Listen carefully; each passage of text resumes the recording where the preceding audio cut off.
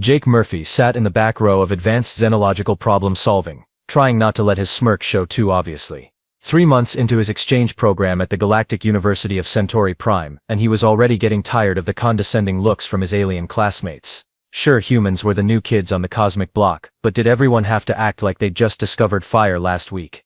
Professor Zeldin glided into the lecture hall with that insufferable air of superiority that all Centaurian academics seem to cultivate. Picture a cross between a praying mantis and a college dean who takes himself way too seriously, and you've got Zeldin. His forearms gestured dramatically as he began his usual spiel about the intellectual superiority of elder civilizations. "Today, my primitive pupils," Zeldin announced, his translator giving his voice that nasally, know-it-all tone that made Jake want to throw something, "we shall examine a puzzle that has challenged the greatest minds across 17 star systems for over 2 millennia. Jake rolled his eyes. Here we go again with the whole "you baby species couldn't possibly understand" routine. The professor activated a holographic display, revealing an intricate 3-dimensional maze of symbols, geometric patterns, and what looked like mathematical equations having a nervous breakdown. Behold, the Millennium Maze, 1,000 steps of progressive complexity, each building upon the last. No species has ever completed it in under 50 years of dedicated study. A ripple of respectful murmurs went through the class. Jake just leaned back in his chair. 50 years, please. These aliens clearly hadn't met a species that grew up with video games and IKEA furniture assembly. The Centaurians managed 734 steps before admitting defeat, Zeldin continued proudly. The Vorthan Empire reached 812. Even the notoriously persistent crystalline collective abandoned their attempt at step 893. Jake raised his hand. "What's the prize for finishing it?" Zeldin's mandibles clicked in what Jake had learned was the Centaurian equivalent of amused condescension. "Prize, young human.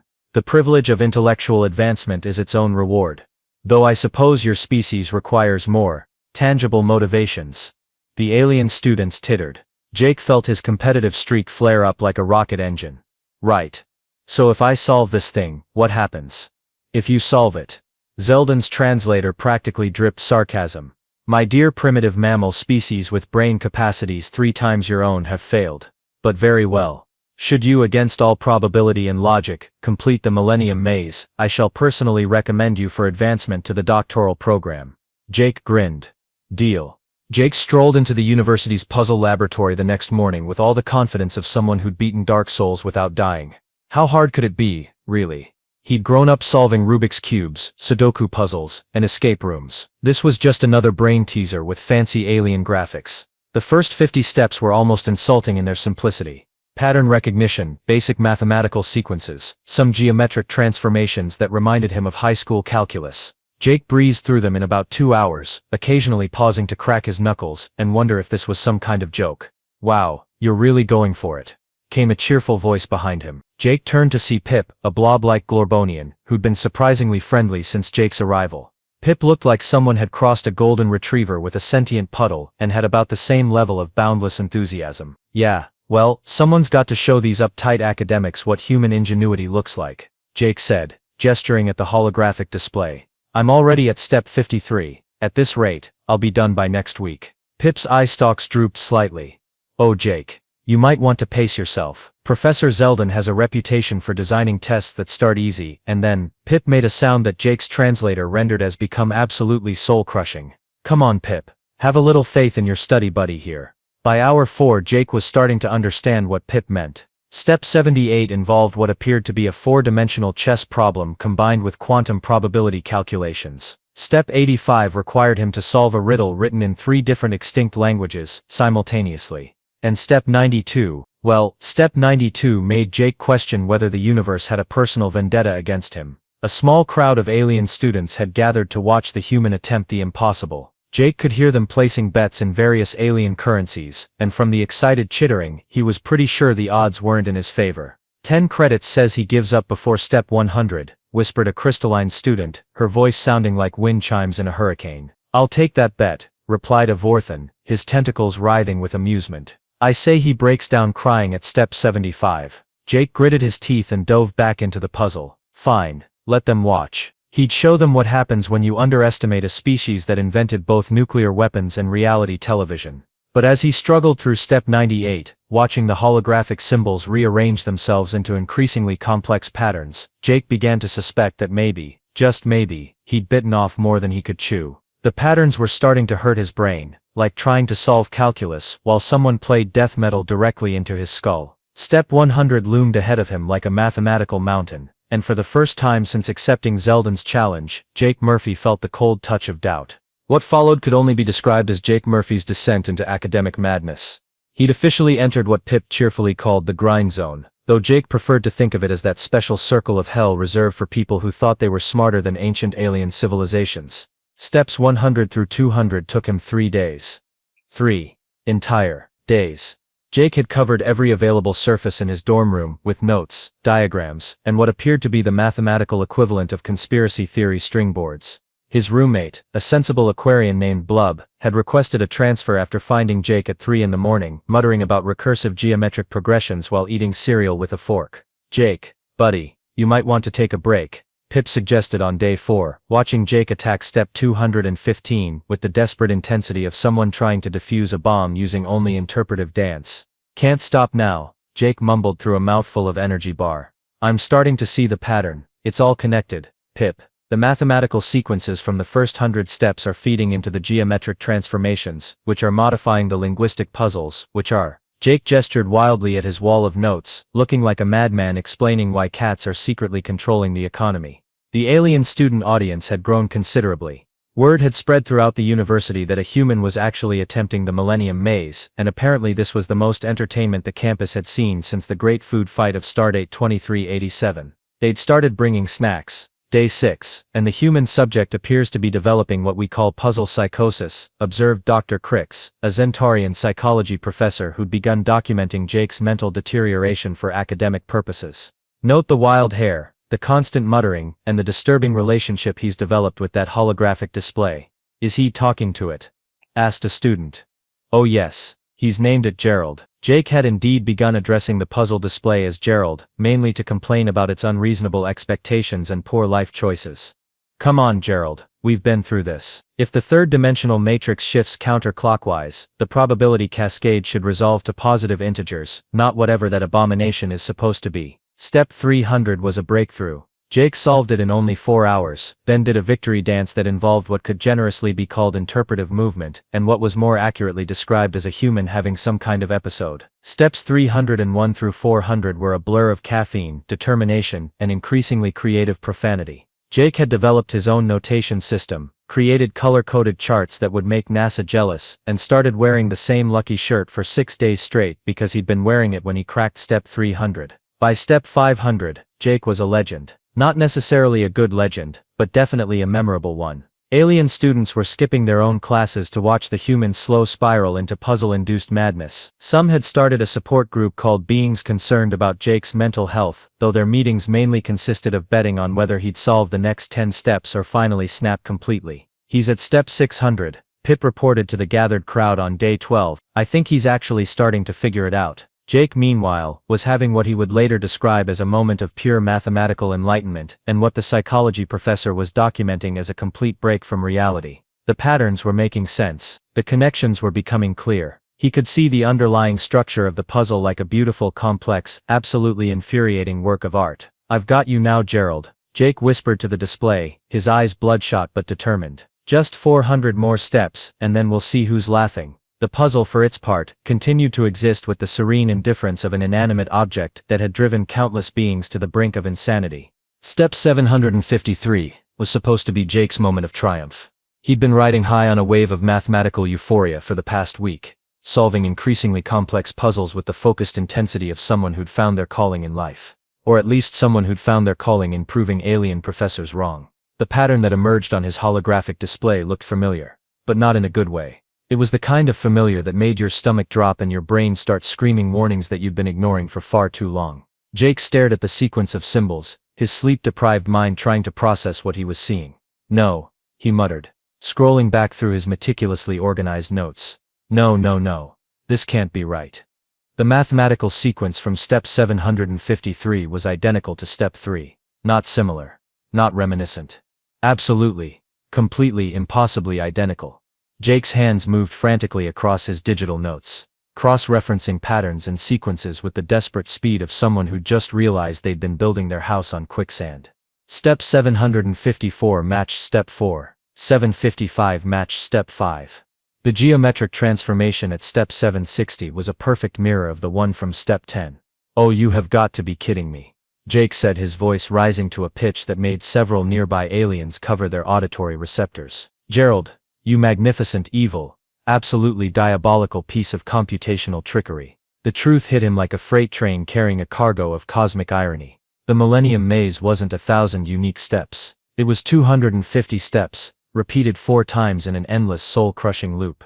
He'd been solving the same basic puzzles over and over again, with just enough variation in presentation to make them seem different. Jake stood up so fast his chair fell over, causing a small stampede among the alien spectators who'd gathered for their daily dose of watching the human lose his mind. He began pacing back and forth, gesturing at his wall of notes like a detective who'd just cracked the case of the century. 250 steps, he announced to his bewildered audience. "That's it. That's the whole thing. Every civilization that's attempted this puzzle has been chasing their own tail for decades, solving the same problems again and again, thinking they're making progress towards some mythical step 1000. Pip's eye stalk swiveled nervously. "Jake, maybe you should sit down. You're starting to make that face again." "What face?" "The face you made right before you declared war on the campus food dispensers." But Jake was beyond listening to reason. The pieces were falling into place with beautiful, terrible clarity. This wasn't a test of intellectual capability. This was a test of something far more insidious, the ability to recognize when you were being had. "Professor Zeldin," Jake bellowed, his voice echoing through the puzzle laboratory. "Get your manipulative 4-armed posterior down here right now." Within minutes, Professor Zeldin glided into the lab, his mandibles clicking with what Jake now recognized as barely contained smugness. "Ah, Mr. Murphy, I trust you're ready to admit defeat. Most species reach this point of frustration around Step 800. "Oh, I'm frustrated all right," Jake said, his grin sharp enough to cut glass. "But not for the reason you think." Professor Zeldin's mandibles clicked in that insufferably superior way that had been grating on Jake's nerves for weeks. "So you finally realized the truth about the Millennium Maze. I must say, you lasted longer than most." The Crystalline Collective gave up at Step 893, but only because they're notoriously stubborn. Most civilized species recognize the futility around Step 600. Futility. Jake's laugh had an edge that made several alien spectators take a step back. "Oh, Professor, you beautiful, arrogant fool. You think I'm here to quit." Zeldin's forearms spread in a gesture of condescending patience. "The test, young human, is not about solving 1,000 steps. It's about recognizing when a problem has no solution. It's about intellectual humility, about knowing when to admit defeat and preserve one's sanity." Right. Jake nodded, pulling up his holographic display. "See, here's where you made your mistake, Professor. You assumed that just because every other species gave up, that meant they were being smart. But what if they were just being, I don't know, not human?" The crowd of alien students pressed closer, sensing something big was about to happen. Pip's eye stalks were practically vibrating with excitement and terror in equal measure. Jake gestured to his wall of notes, his color-coded charts, and his mathematical diagrams that looked like the fever dreams of a caffeinated mathematician. "You see all this? This isn't the work of someone trying to solve 1,000 steps. This is the work of someone who figured out there are only 250 unique steps, repeating in an endless cycle." Professor Zeldin's mandibles stopped clicking. For the first time since Jake had met him, the alien professor looked genuinely surprised. "But here's the beautiful part," Jake continued, warming to his theme like a prosecutor delivering a closing argument. "You designed this test, thinking that recognizing the loop would make people quit, that they'd realize they were wasting their time and walk away. But you know what humans do when we realize we're stuck in a loop?" What do you do?" Zeldin asked, and Jake could swear he heard a note of actual curiosity in the translator. "We break the damn loop." Jake activated his holographic display, but instead of showing the familiar maze interface, he'd reprogrammed it to display something entirely different. A 3-dimensional map of the puzzle's structure, with each of the 250 steps color-coded and connected by flowing lines that showed how they fed into each other. "Ladies, gentlemen, and assorted non-binary life forms," Jake announced to his audience, "I present to you the true solution to the Millennium Maze. Not 1,000 steps leading to enlightenment, but a beautifully designed psychological trap that tests whether a species is smart enough to recognize patterns, and stubborn enough to do something about it. The display rotated slowly, showing the elegant mathematical relationships between each step in the loop. Jake had mapped every connection, every recursive element, every point where the puzzle fed back into itself. It was, even he had to admit, absolutely gorgeous in its complexity. The answer isn't step 1000, Jake continued, his voice gaining confidence as he saw the expressions of amazement on the alien faces around him. Step 1000 doesn't exist. The answer is understanding that the puzzle is asking the wrong question. It's not can you solve 1000 steps, it's can you recognize when someone is trying to waste your time, and are you clever enough to turn their trick back on them? Professor Zeldin stared at the display, his forearms moving in what Jake had learned was the Zentorian equivalent of nervous fidgeting. This is unprecedented. No species has ever mapped the complete structure before. Most simply recognize the repetition and abandon the exercise. Yeah, well, Jake said, crossing his arms with satisfaction. Most species probably didn't grow up with older siblings who thought putting their homework in an endless loop was the height of comedy. I've seen this trick before, Professor. The only difference is the scale. The alien audience erupted in excited chatter, their various translators creating a symphony of amazement, confusion, and what sounded like several different species placing new bets on outcomes they hadn't previously considered possible. Pip bounced excitedly. So what happens now? Did you solve it? Did you win? Jake looked at Professor Zeldin, who was still staring at the holographic display with the expression of someone whose entire worldview had just been gently but firmly relocated. Well, Professor, I've demonstrated complete understanding of your puzzle's structure, mapped its recursive elements, and proven that I can think outside the parameters you established. Does that count as solving the Millennium Maze? Zeldin's mandibles clicked slowly, thoughtfully. Mr. Murphy, in 3 centuries of academic life, I have never encountered a species that responded to intellectual entrapment by turning it into a teaching tool. Is that a yes? Professor Zeldin's forearms gestured in what Jake had learned to recognize as the Zentorian equivalent of throwing up your hands in defeat. The alien professor stared at Jake's holographic masterpiece for a full 30 seconds before his mandibles began clicking in a pattern Jake had never heard before. Mr. Murphy, Zeldin said slowly, his translator struggling with what sounded like genuine emotion. In the 347 years I have been administering this test, across 42 different species and countless individual attempts, you are the first being to not only recognize the loop but to treat it as a problem to be solved rather than a frustration to be endured. The crowd of alien students had gone completely silent, which Jake was pretty sure was the galactic equivalent of holding your breath. Even Pip had stopped bouncing, his eye stalks focused intently on the exchange between human and professor. Jake couldn't resist the opportunity for a little dramatic flair. So what you're telling me, Professor, is that the answer to your Millennium Maze is that there is no step 1000. The puzzle is designed to test whether a species will recognize futility and quit, or keep grinding away forever in an endless loop of intellectual masturbation. Several aliens made choking sounds that their translators rendered as shocked gasps. Apparently, intellectual masturbation was considered quite vulgar in several galactic languages. Essentially, yes, Zeldin admitted, his voice carrying what Jake could swear was a note of grudging respect. The Millennium Maze was created by the ancient Vorlon civilization as what they called a wisdom filter. It was designed to separate species that could recognize meaningless complexity from those that would waste centuries chasing an impossible goal. Right, Jake said, warming up for his victory lap. So basically, you've been giving students homework that's specifically designed to waste their time, just to see if they're smart enough to realize you're wasting their time. That's some next-level academic trolling, Professor. I'm actually kind of impressed. The alien audience erupted in what Jake assumed was laughter, though it sounded more like a symphony of dying vacuum cleaners having an argument. Professor Zeldin's mandibles clicked rapidly, and Jake was pretty sure the professor was trying not to laugh himself. However, Zeldin continued, raising one of his 4 hands for silence, what makes your solution unique is not just that you recognize the pattern. The crystalline collective figured that out around step 800. The Vorthans suspected it by step 750.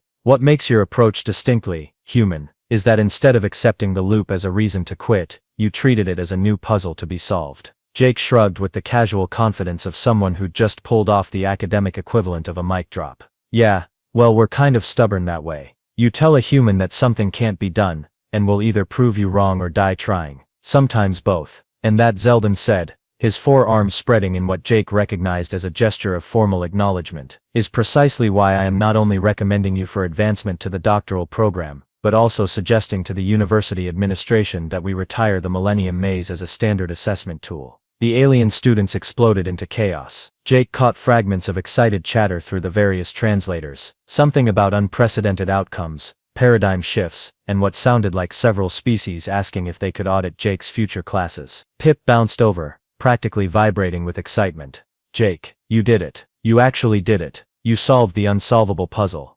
Nah, Jake said, looking back at his holographic display with satisfaction. I just solved the puzzle that was actually there instead of the puzzle I thought was supposed to be there. Turns out the real Millennium Maze was the assumptions we made along the way. Professor Zeldin approached, extending one of his 4 hands in what Jake had learned was the Zentorian gesture of respect between equals. Mr. Murphy, I believe I owe you an apology. When you first arrived, I assumed your species lacked the intellectual sophistication for advanced academic work. I was incorrect. Jake shook the offered hand, grinning. Apology accepted, Professor. Though for the record, you weren't entirely wrong. We're definitely not sophisticated. We're just too stupid to know when we're supposed to give up. And perhaps, Zeldin mused, his mandibles clicking thoughtfully, that particular form of stupidity is actually a very advanced form of intelligence. Jake looked around at the crowd of alien students, at his wall of obsessive notes, at the holographic display showing his complete analysis of the loop that had stumped civilizations for millennia, and at Pip bouncing excitedly beside him.